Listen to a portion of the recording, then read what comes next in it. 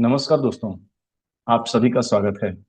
शुरुआत करते हैं हम सबसे पहले सेंसेक्स से। तो सेंसेक्स में क्या हुआ कि आज इसने रिकॉर्ड हाई बनाया। क्योंकि हमारे बीएसई में एचडीएफसी का इतना ज्यादा वेटेज है कि वहां पर 3.2% के आसपास एचडीएफसी ने आज तेजी दिखाई, जिस वजह से आज 80,074 के आसपास जो है हमारा सेंसेक्स गया।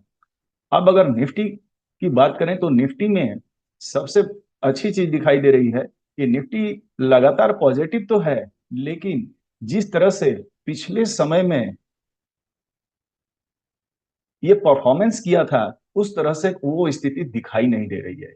यानी कि कुल मिला जुला कर देखा जाए तो हमारे रिटेल ट्रेडर जो हैं वह मुनाफा या नुकसान नहीं कर पा रहे हैं, यानी कि ट्रेड को ही ट्रैक नहीं कर पा रहे हैं। यहाँ पर क्या स्थितियां बनी हुई है कि आप देखेंगे तो लगभग लगभग 2 वीक्स तक मार्केट जो है एक कंसोलिडेशन, और उसके बाद यहाँ से कुछ बाइंग देखने और सेलिंग देखने को मिली। और फिर उसके बाद से आज 2-3 दिनों से लगातार प्राइस में उसी तरह की बात बनी हुई है। यानी कि गैप अप हो रही है, लेकिन उस प्राइस में उतनी वॉल्टिलिटी नहीं हो रही है। यानी कि कुल मिला जुला कर देखा जाए तो रिटेल ट्रेडर जो है अगर एंट्री कर ले रहे हैं तो उनको प्रीमियम लॉस हो रहे हैं। अभी क्या है कि प्रीवियस डे में जैसा बाजार चल रही थी वैसा अभी नहीं चल रही है। तो अभी स्थितियां स्पष्ट होने वाली हैं कि हमारा बजट जो है आने वाला है, और कहीं ना कहीं ये मार्केट को इन्फ्लुएंस करने की कोशिश कर रहा है। यानी कि बजट हमारा लास्ट जुलाई तक आ जाएगा। लेकिन अगर हम रिटेल ट्रेडर हैं या ट्रेडर हैं या फुल टाइम ट्रेडर हैं तो हमें कहीं ना कहीं अपने ट्रेड को सेफ्टी रूप से इनिशिएट करना ही होगा और उन चीजों को समझना होगा। तो देखिए, आज मेरा टॉपिक है कुछ और बताने का, लेकिन हम यहाँ कुछ और आपको बता रहे हैं। तो देख रहे हैं यहाँ पर इंडिया विक्स का प्राइस जो है 13.20 है। यहाँ पर क्या स्थिति बनी हुई है कि मैं जब से ट्रेडिंग करता हूं, अगर हमारा इंडिया वीक्स 13 to 16 रहता है तो मैं इसको वेल एंड गुड समझता हूं। यानी कि अभी भी हमारा इंडिया वीक्स का जो प्राइस है वह वेल एंड गुड पोजीशन में खड़ा है। यानी कि इसमें क्या होता है कि मार्केट उतनी वोल्टाइल नहीं होती है, जिससे जो है कि आप कभी कभी ट्रैप होते हैं और स्पाइक कैंडल का शिकार होते हैं। यानी कि हम चाहें तो इस कंडीशन में अच्छे ढंग से अपने ट्रेड को समझकर कर सकते हैं। यानी कि इसमें सबसे ज्यादा अगर किसी को ऑप्शन चेन का अनुभव है वो यहां से इसका लाभ उठा सकता है। तो सबसे पहले हम ऑप्शन चेन में कल के डेटा को प्रिडिक्ट करेंगे, देख कर कि मार्केट कहां जाने वाली है। थोड़ा हम ऑप्शन चेन में समझने की कोशिश।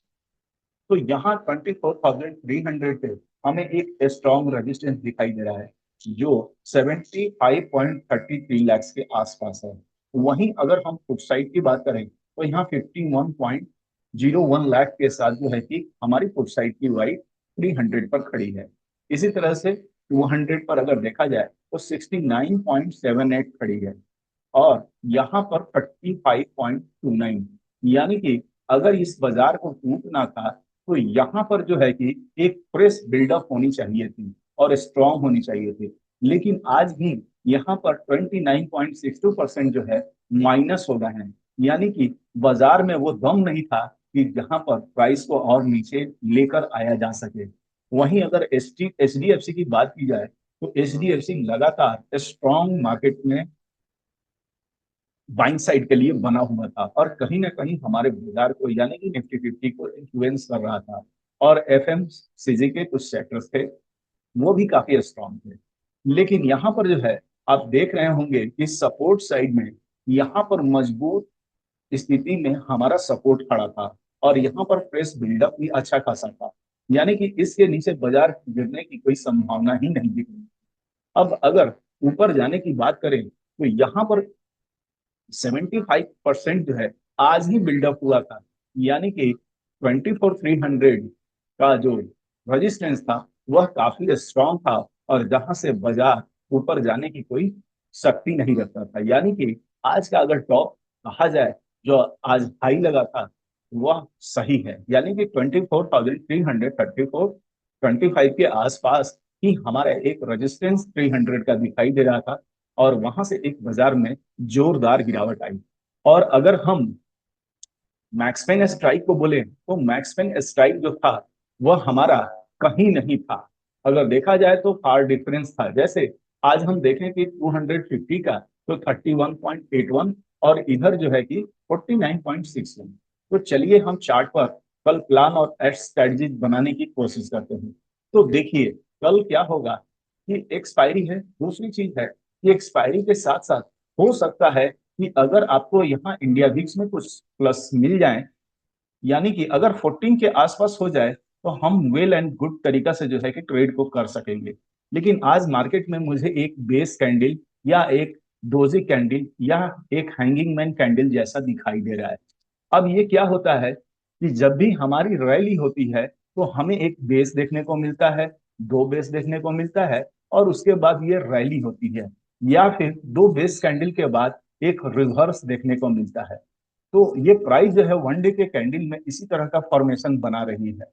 यानी कि कहीं ना कहीं अगर मार्केट में देखा जाए तेजी तो जरूर है, लेकिन मार्केट में उस तरह की तेजी नहीं है जहां पर रिटेल ट्रेडर जो है एक प्रॉफिट कर सके। तो कुल मिला जुला कर रिटेल ट्रेडर जो है यहाँ पर मनी डीके का दंश झेल रहे हैं और अपने प्रीमियम को लॉस कर रहे हैं।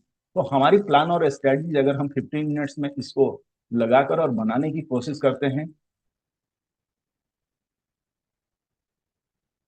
तो सबसे पहला हमारा क्या होगा कि हम इस दोनों रेंज में कल ट्रेड नहीं करने वाले हैं। यानी कि इसके ऊपर मार्केट जा रही है तो हम सीई का प्लान करने वाले हैं। अगर इसके नीचे प्राइस जा रही है तो हम पीई का प्लान करेंगे। यानी कि कहां तक के लिए करेंगे, तो हम इसके बॉटम, यानी कि अगर प्राइस नीचे की तरफ ब्रेक हो रही है तो हमारा पहला टारगेट जो है वह यहाँ के आसपास होगा, यहाँ के आसपास होगा, क्योंकि कल ही तो यहाँ से एक आपको गैप अप दिखाई दिया है। यानी कि इसके बिफोर ही आप अपना जो है एग्जिट करेंगे। अगर हम पुट्स कॉल साइड की बात करें तो कॉल साइड में अगर प्राइस इसके ऊपर जा रही है तो हम अगला पड़ाव जो है यहाँ 24,400 के आसपास ही रखेंगे।